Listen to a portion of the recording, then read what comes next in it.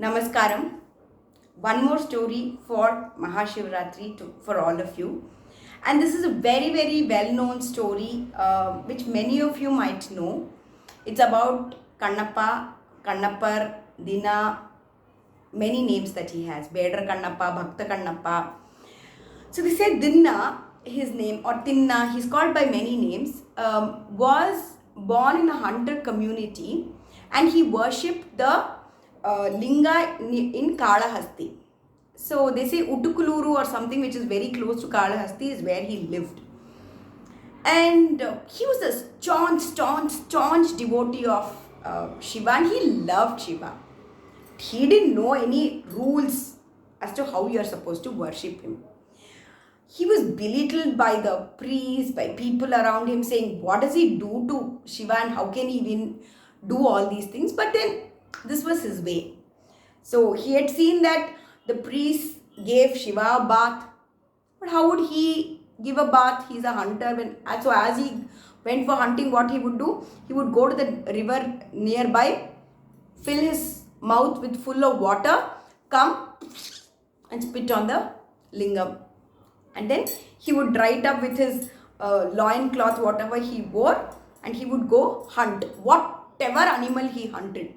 First thing he would do is come and place it in front of the lingam and say, this is yours, your prasadam, your nevidyam, and then he would eat. Lord Shiva thought, he's a very staunch devotee, but let me test him.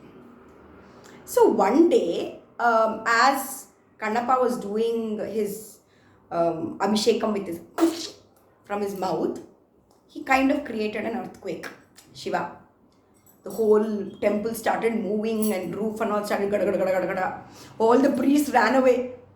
And Kannappa immediately hugged the linga and covered it so that nothing happens to his Shiva. No debris falls on him. And then the shaking stopped and Kannappa was very happy. He just let go and said, are you fine? Even before he could ask, are you okay? He saw that from one eye of the lingam, it was bleeding. He looked around. There was nobody. There's no doctor who can save the bleeding eye. Did he know anything? He was after all a hunter.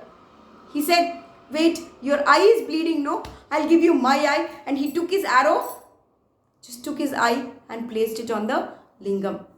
The bleeding stopped. Abada, you're okay. I'll leave now. The other eye started bleeding. Kannappa was like, I've already given you one, but I'll give you this, but how will I know where to place it? Oh, I have an idea. He took his leg, placed it on the other eye where he's supposed to place this eye. He just placed his leg, dug open took his other eye and placed it there. Shiva, are you okay? I can't see you. I only hope that you are fine.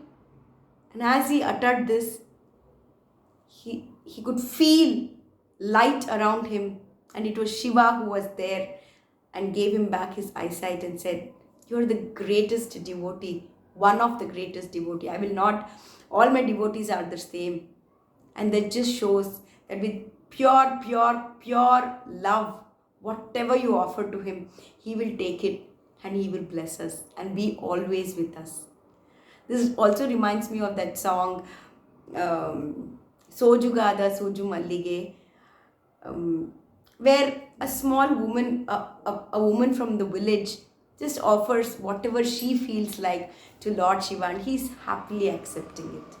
So these are the stories of the devotees of Lord Shiva, and hope we all also can just surrender ourselves in our own ways, whatever we know, to feel that bliss within us, to be able to go through a path which can give us a lot of joy and ecstasy.